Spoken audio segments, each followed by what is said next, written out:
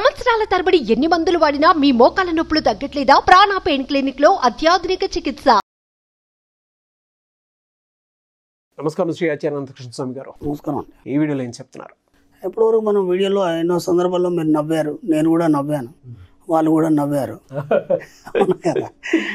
అంటే మీరు మనస్ఫూర్తిగా నవ్వి ఎన్ని రోజులైంది? ఒకసారి మీరు బేరీజ్ వేసుకోండి మీ లైఫ్లో. అవును, ప్రేక్షకులకు చెప్తున్నాను, మీరు మనస్ఫూర్తిగా నవ్వి ఎన్ని రోజులైంది? అంటే మనస్ఫూర్తిగా నవ్వి అంటే ఒక సినిమా చూసి ఆ జోకుని చూసి పగలబడి నవ్వడం కాదు, అది మనస్ఫూర్తిగా నవ్వడం కాదు. లేదా ఒక సందర్భం వచ్చింది, ఒక ఫంక్షన్లో మీరు ఉన్నారు, ఎవరో జారిపడ్డారు, లేకపోతే ఇంకేదన్నా సందర్భాన్ని బట్టి అందరితో పాటు మీరు నవ్వడం, ఓకేనా? అది మనస్ఫూర్తిగా నవ్వడం కాదు. అంటే ఇతరుల ద్వారా జరిగే చర్యల వల్ల మీరు నవ్వుతున్నారు తప్ప మీరు మనస్ఫూర్తిగా ఎప్పుడు నవ్వారు? ఒక్కసారి ఆలోచించుకోండి. ఇంత పెద్ద జీవితంలో మీరు మనస్ఫూర్తిగా నవ్వక ఎన్ని సంవత్సరాలైంది? ఎందుకు అలా ఉన్నారు? అంటే ఎప్పుడు నిరాశ నిస్పృహలతోని, ఎప్పుడు కూడా జీవితంలో ఏదో కోల్పోయామనే భావనలతోని మీరు అంత డెప్త్గా నిరంతరం వాటి వైపే ఆలోచించడం వల్ల మీరు మనస్ఫూర్తిగా నవ్వలేకపోతున్నారు. అంటే ఇప్పుడు మీరు మనస్ఫూర్తిగా నవ్వాలంటే ఏం కావాలి?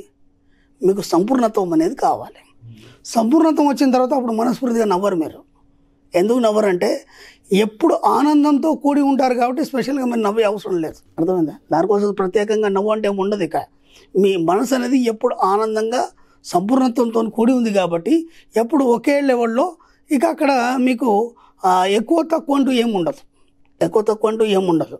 అలా అని చెప్పేసి ఏనాడు కూడా మీకు నైరాశ్యం అనేది రాదు. ఇక మీ జీవితంలో ఎప్పుడు కూడా తక్కువ ఉండదు, నైరాశ్యం అనేది ఉండదు, అలాగని ఎక్కువ అనేది కూడా ఏమి ఉండదు. అంటే ఇప్పుడు ఎప్పటి వరకు మనిషి ఏడుస్తాడు, ఎప్పటి వరకు అరుస్తాడు అంటే తనకు కావాల్సిన దానికోసం మాత్రమే అరుస్తాడు. అవును, అర్థమైందా? తనకు కావాల్సింది లభించిన తర్వాత ఏమైపోద్ది?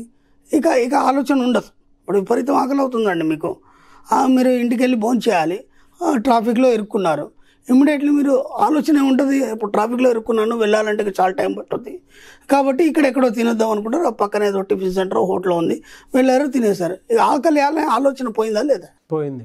ఇది కూడా అంతే అనమాట. మనస్ఫూర్తిగా మనం నవ్వలేకపోవడానికి కారణం ఏంటంటే ఏదో ఒక ఆలోచన, ఏదో ఒక కోరిక, అది ఎప్పుడు నైరాశ్యంలోకి ముంచేసి ఏమైపోయిందంటే మీ యొక్క సహజ సౌందర్యాన్ని బయటపెట్టలేకపోతుంది. యాక్చువల్గా ఏంటంటే మీ యొక్క సహజ సౌందర్యం మీరు ఎప్పుడు మందస్మితం అంటారు దాన్ని, ఎప్పుడు మందహాసంతో ఒక రకమైనటువంటి మొహంలో ఎప్పుడు ఒక చిరునవ్వు, ఓకేనా? అది ఎవరో చెప్తే కానీ ఎవరో చేస్తే కానీ అది రాదు. అది మీ లోపల నుంచి సహజంగా ఉద్భుతం అవుతుంది. అది ఆ సహజంగా ఉద్భుతం కావడానికి మీరు సంపూర్ణత్వాన్ని కూడి ఉండాలి. సంపూర్ణత్వం అంటే ఏంటి? మళ్ళీ మన గతంలో సంపూర్ణత్వం మీద ఎన్నో వీడియోలు చేసుకున్నాం మనం. కానీ ఇక్కడ మీ అంతర్లీనంగా మీకు కావలసిన వాటన్నిటినీ మీరు సంపూర్ణంగా, అంటే నిండుగా, ఏది కూడా మీరు ఆలోచించే అవసరం లేకుండా పొందడం, అది సంపూర్ణత్వం. అర్థమైందా?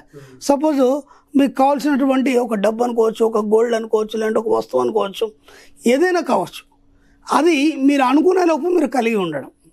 అర్థమైందా? మీరు అనుకునే లోపు అది కలిగి ఉండడం, అదే సంపూర్ణత్వం, ఇంకేం లేదు. అంటే మరి ఇంకా దేని గురించి ఆలోచించే అవసరం లేదు. ఏ దాని గురించి కూడా నాకు ఇది కావాలని ఆలోచించే ఆలోచన లేకుండా ఉండడం సంపూర్ణత్వం. ఎప్పుడైతే ఆ సంపూర్ణత్వం వస్తుందో మీ లోపల సహజమైనటువంటి అంతర్సౌందర్యం వెలువడి ఆటోమేటిక్గా మీ యొక్క ముఖం మీద ఆ యొక్క చిరునవ్వు ఎప్పుడూ ఉంటుంది. కాబట్టి మీరు ఇప్పుడు ఒక్కసారి ఆలోచించుకోండి, మీరు ఎందుకు ఇలా ఉన్నారు? ఏనాడు మీరు మనస్ఫూర్తిగా నవ్వలేదు, ఎందుకు నవ్వలేదు? నవ్వకపోవడానికి కారణం ఏంది? ఇప్పుడు ఆ నవ్వు ఎప్పుడు చిరునవ్వు మీ మొహంలో ఉండడానికి, మీ యొక్క జీవితం సంపూర్ణత్వంతో కూడి ఉండడానికి మీరు ఏమైతే బాగుంటుందని అనుకుంటున్నారు, ఏవైతే కావాలని అనుకుంటున్నారో వాటి మీద దృష్టి పెట్టండి. సింపుల్గా మీరేం చేస్తున్నారంటే లేని వాటి కోసం మాత్రమే ఆలోచిస్తున్నారు. ఇప్పుడు సపోజ్ నాకు ఒక వస్తువు, ఒక బైక్ కావాలి, నాకు బైక్ లేదు అని ఆలోచిస్తున్నారు. కానీ బైక్ను నేను పొందినట్టు ఊహించడం అనేది మీ జీవితంలో లేదు. ఎందుకంటే మీరు ఏం ఆలోచిస్తారు? బైక్ కొనాలంటే డబ్బు కావాలంటే నేను అప్పు చేయాలి. ఇవన్నీ ఆలోచనలు మీకు ఎందుకు? గతంలో కూడా మీరు కావాల్సిన వస్తువుల్ని పొందడానికి కేవలం ఊహించండి, ఆటోమేటిక్గా దానికి సంబంధించినటువంటి వనరులు మీకు వస్తాయి. అవి ఎలా పొందడం జరిగిందనే దాని మీద కూడా నేను ఎన్నో ఎగ్జాంపుల్స్ చెప్తూ మీకు వీడియోలు చేశాను.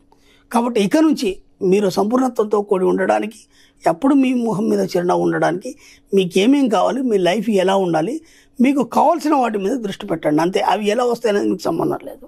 మళ్ళీ ఎలా వస్తాయని మీరు ఆలోచించారనుకోండి, ఎప్పుడు కూడా వాటిని పొందలేరు. వాటికి కావాల్సిన వాటి మీద దృష్టి పెట్టండి, ఆటోమేటిక్గా మీకు కావాల్సినవన్నీ మీరు పొందడం జరుగుతుంది. మీ జీవితంలో సంపూర్ణత్వం వస్తుంది. దాంతోపాటు ఎప్పుడు మందస్మితంగా, ఎప్పుడు చిరునవ్వుతో మీరు ఆనందంగా, హ్యాపీగా, మనస్ఫూర్తిగా నవ్వుతూనే ఉంటారు. ఇప్పుడు ప్రీవియస్ 5 వీడియోస్ నుంచి కనుక చూసుకుంటానే మనలో ఉండేటువంటి అంతర్సౌందర్యాన్ని ఏ విధంగా చూసుకోవాలి అనేది ఉంటుంది ఒకటి. అండ్ ఫోకస్ అనేది ఏ విధంగా ఉండాలి అంటే మీరు అన్నారు కదా, మనోపలకం పైన రాసుకుంటే అది ఉద్రిక్తం చేసి ముందుకు తీసుకువెళ్తుంది అనేటువంటి విషయం. అండ్ కొంతమంది ఆలోచన స్థాయి ముందు వరకు వెళ్ళదండి, కొంతవరకు వరకే వెళ్ళి ఆగిపోతూ ఉంటుంది. అలా రాదు, ఆ విజువలే రాదు, ఎక్కడో కనిపించదు మనకి, ఎక్కడో ఆగిపోతూ ఉంటుంది. అండ్ ఈ వీడియోలో ఇందాక మీరు ఒక మాట అన్నారు, మీకు బైక్ కావాలంటే ఏదే ఆ బైక్ నా ఇంటి ముందు ఉన్నట్టు ఊహించుకోండి అని అంటే దానికి ధైర్యం సరిపోదు కొంతమందికి. ఈ సందర్భంగా నేను ప్రేక్షకులకు కూడా ఒక విషయం చెప్పాలనుకుంటున్నాను అండి. ఇప్పటివరకు మనం 500 వీడియోలు చేస్తున్నాం మన సుమన్ టీవీ ద్వారా. ఈ 500 వీడియోలో మనకు మ్యాక్సిమం సబ్జెక్ట్ ఇచ్చేసాం మనం. అయితే ఇప్పుడు మనం దీన్ని 2.0గా మనం తీసుకున్నాం కాబట్టి సబ్జెక్ట్ని ఇంకా డెప్త్గా తీసుకెళ్ళాలనుకుంటున్నాను నేను. కాబట్టి ఇది ఎలా ఉంటుందంటే ఇప్పటివరకు మనం ఈ 500 వీడియోలు చూస్తే కానీ సబ్జెక్ట్ అర్థం కాదు, అర్థమైందా? రెండోది క్లాస్కి అటెండ్ అయితే తప్ప ఈ సబ్జెక్ట్ అర్థం కాదు. కాబట్టి ఎంత వీలైతే అంత ఈ యొక్క ఇప్పటివరకు మనం చేసిన వీడియోని మ్యాక్సిమం అవగతం చేసుకునే ప్రయత్నం చేయండి.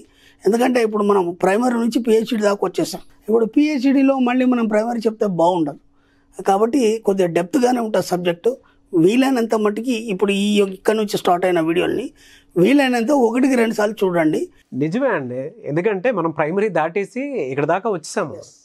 దేనికైనా ఒక స్టాండర్డ్స్ ఉంటాయి కదా, ఏది ఎంతవరకు ఏ లెవెల్ 1, 2, 3, 4 అని ఉంటాయి. 4th ఇది మనం ఆల్రెడీ అన్నీ దాటేసాము. 500 వీడియోస్ అంటే అంత చిన్న విషయం కాదు కదా. ఎస్, అలా చూడడం వల్ల ఏమవుతుందంటే మీకు ఈ సబ్జెక్ట్ అనేది లోతుగా అర్థమైపోయి మీరే ఆ సబ్జెక్ట్లో ఒక భాగం అయిపోయి మీరు ఇంకా ఏం ఆలోచించకుండానే ఆ సబ్జెక్ట్తో మీరు మమేకం అయిపోయి మీకు కావాల్సినవన్నీ పొందుతారు. అందుకోసం ఈ వీడియోని మ్యాక్సిమం మళ్ళీ చూసే ప్రయత్నం చేయండి. డెఫినెట్గా రిపీటెడ్గా చూడాల్సినటువంటి అవసరం కూడా చాలా ఉంది. ఎందుకంటే నేను వీలైనంత ఇంకా డెప్త్గా తీసుకెళ్ళడానికి నేను ప్రయత్నం చేస్తున్నాను. అంతకుముందు మనం చేసిన ప్రతి వీడియోలను అంటే ఎవ్రీ 50 వీడియోస్కి ఒక చేంజ్ ఉండేది. అవునండి. అండ్ 500 వీడియోల తర్వాత సబ్జెక్ట్ ఎప్పుడూ కూడా డీప్గానే ఉంటుంది. అంటే నా దృష్టంగా నేనేం భావిస్తానంటే నాకు ఈ సబ్జెక్ట్ మీద ఇంకా రీసెర్చ్ చేసే అవకాశాన్ని మీరు కలిగించారు.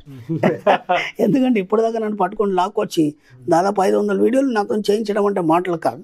ఇప్పుడు నాకు ఇంకా బాధ్యత పెరిగింది కాబట్టి ఇంకా లోతుగానే రీసెర్చ్ చేస్తూ ఇంకా డెప్త్గా సబ్జెక్ట్ తీయాలనే ఆలోచనతో ముందుకెళ్తున్నాను.